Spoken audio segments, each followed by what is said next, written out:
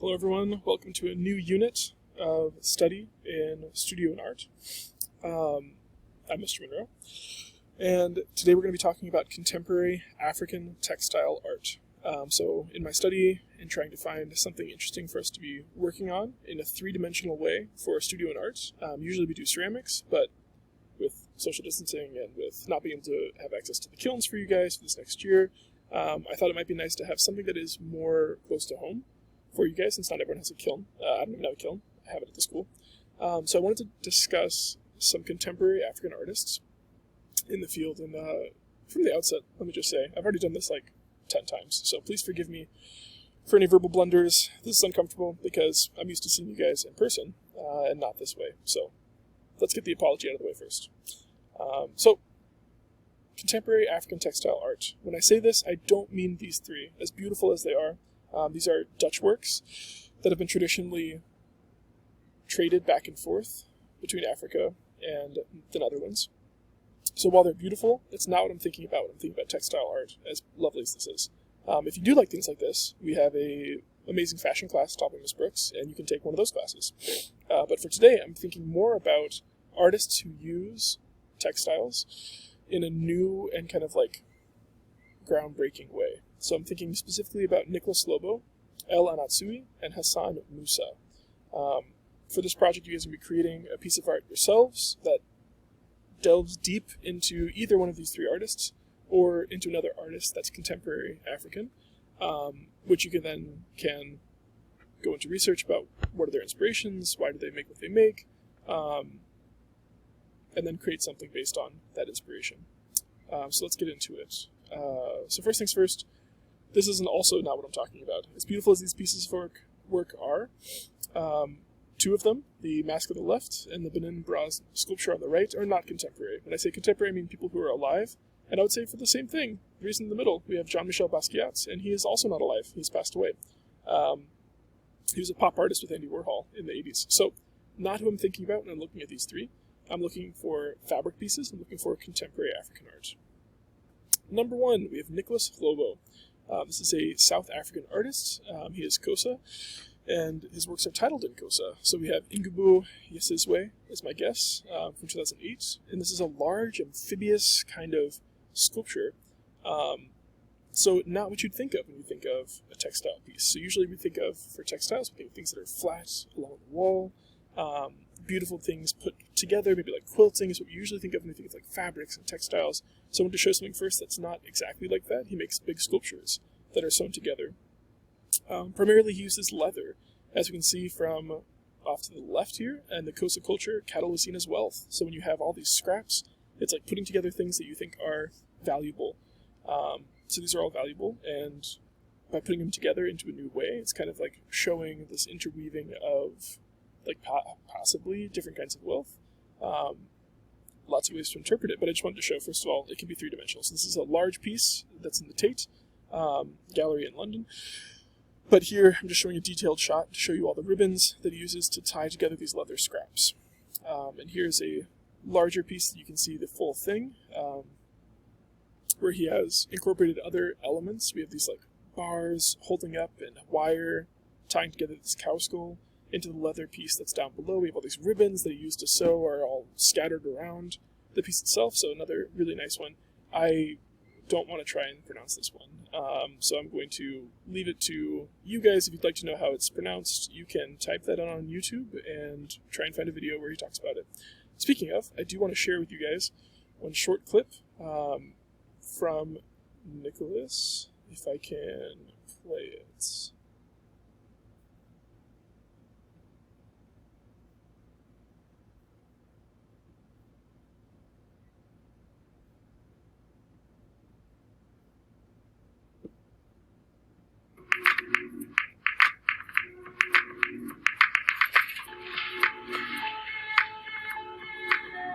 From my memory as a child, I always drew.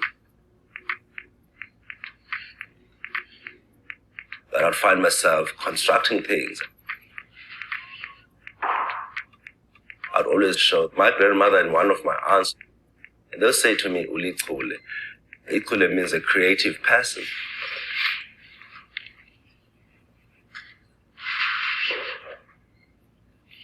even though I come from a culture where men are very important, I grew up in a household where there's no male figure. I was brought up by my maternal grandmother. She was a tough cookie, and I'm grateful to have had her. All forces, good or bad, or somewhere in between, will be anxiously waiting for the daring fool that hopes to venture onto the new land. Alright, so here's just a nice example of, again, kind of his process. So he takes these large paper constructed pieces. At least for this one, it looks like it could be either paper, it could be leather, I'm not positive yet. I'm sure if I tried to look it up, we could find out the answer, and if any of you want to do that, so please. But then he's sewing, cutting through, and constructing these large pieces. This is more of a flat constructed piece, so it's kind of more closer to, or is closer to what you think of for a textile piece, but I just wanted to share a little bit about Nicolas Lobo, and you can see kind of his studio, kind of his practice, and yeah, kind of help bring some color to this artist. So that's artist number 1. Artist number 2 is Atsui. He was born in Ghana, but worked in Nigeria the majority of his life. He's taught for 30 plus years, including now he's a professor of art in Nigeria. And he uses liquor bottle caps from a nearby distillery. He talks about the fact that not only are these liquor companies themselves a kind of problematic colonial leave behind. They have titles such as Black Gold, Chairman, and Dark Sailor. So that's obviously an issue. But he says liquor itself was sold using human lives, and it was introduced into Africa. So liquor itself, having a distillery itself in Nigeria, is a problematic colonial leave behind or relic. So here I just wanted to show you a close detail shot, kind of like I did for Nicolas Lobo. All these beautiful pieces intertwined. So this is a very much three-dimensional objects being tied together with copper wire into more of a fabric piece. So I'll show you this beautiful one called Gravity and Grace, which kind of you can start feeling this kind of it feels like, it looks like a fabric piece. It looks like something that you could, it is something that's held on the wall. I did the math. I'm not great at math, but it is 12 feet tall by something like 36 feet long. So this is a huge piece to kind of get the desired effect of it being this shimmering, glorious textile work.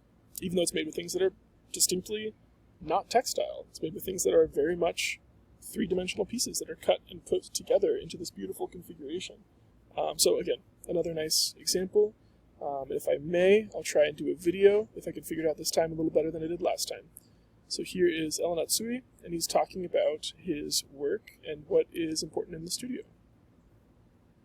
A sacred place that you come to do some bit of reflection and thinking.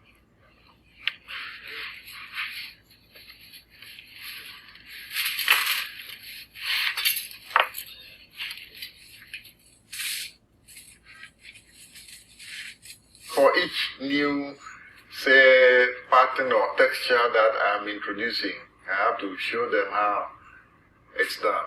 Because I find that as an artist, if you don't maintain physical contact with handling the material, for instance, the work might end up not having a soul. Okay, so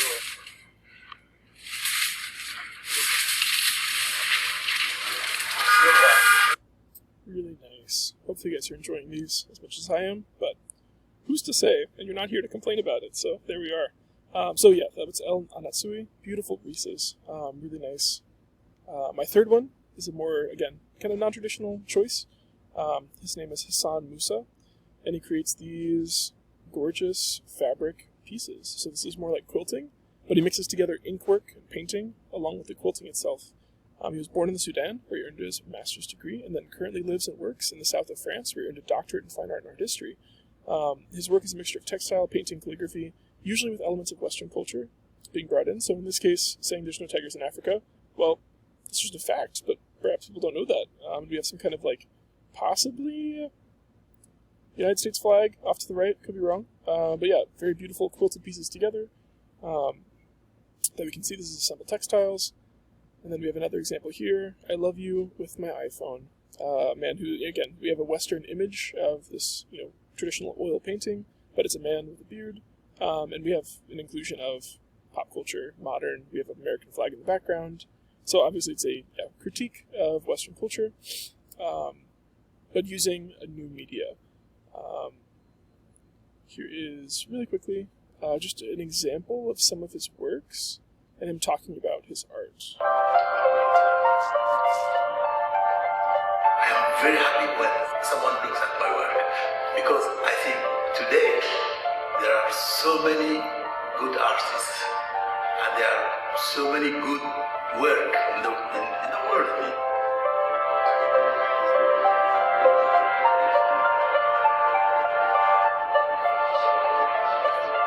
When you look at something, you look with your background, with your culture, with your interests, and with all the complexities of your existence.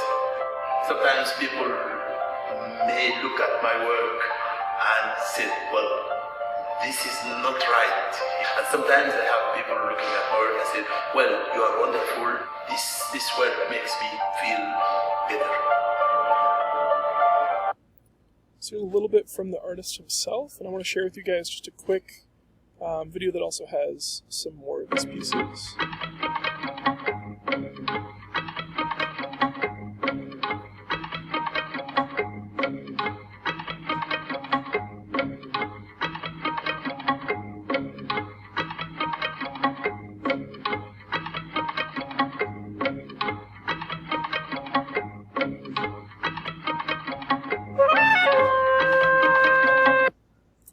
So yeah, just a nice example of a man who's mixing together Western culture, his culture in Sudan, quilting, all these things kind of mixing together, which is kind of nice.